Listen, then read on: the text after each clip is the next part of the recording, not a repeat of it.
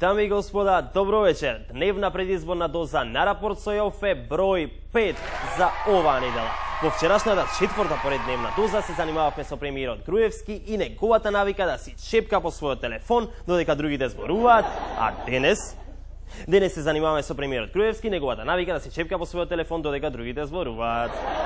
Да, имаме ново продолжение на приказната.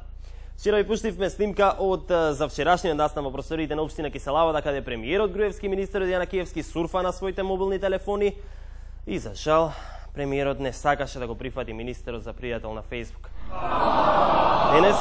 Денес премиерот повторно се појави пред камерите, но замислете, овој пат без својот мобилен телефон. Знам каков шок представува тоа за сите нас. Режија, ќе ве молам ако може да ги погледнеме снимките.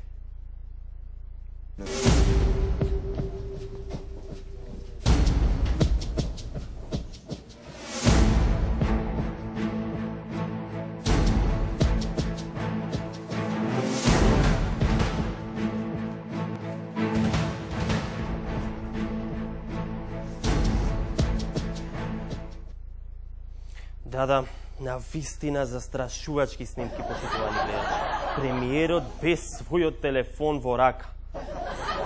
Но, се разбира, не е се така црно. Ако тој не го има својот телефон, тука е неговиот телохранител да стисне лайк на сите прекрасни статуси и линкови на Facebook.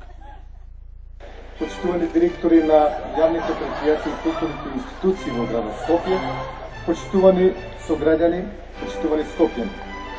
Ми представува чест што денес почнуваме уште еден во низата капитални проекти кои што ќе имаат огромно позитивно влијание во идниот развој на Скопје и ќе ги подобрат.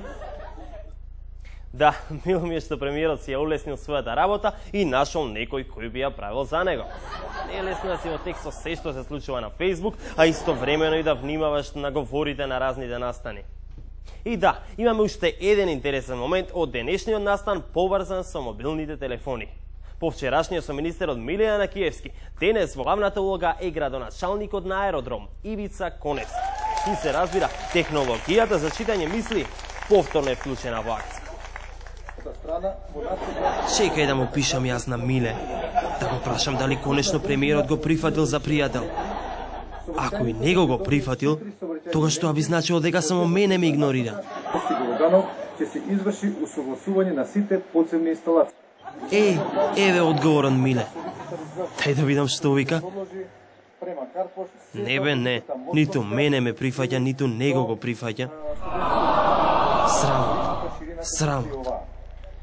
Ајде бе, па мене до неговото пријателство ми дошло. И да знаете дека е така, господине Коневски. Јас да сум на ваше место, ќе му се скарам на премиерот. Што си замислува тој бе? Ако е премиер, не треба да ги прифаќа колегите на Facebook. Да, почитувани гледачи, беше тоа најновото продолжение на приказната со телефоните. Остануваме и понатаму посветени на неа и се разбира, секое ново продолжение ќе го имате тука. Сега ве поздравам и ви посакувам пријатен викенд, се гледаме повторно од понеделник.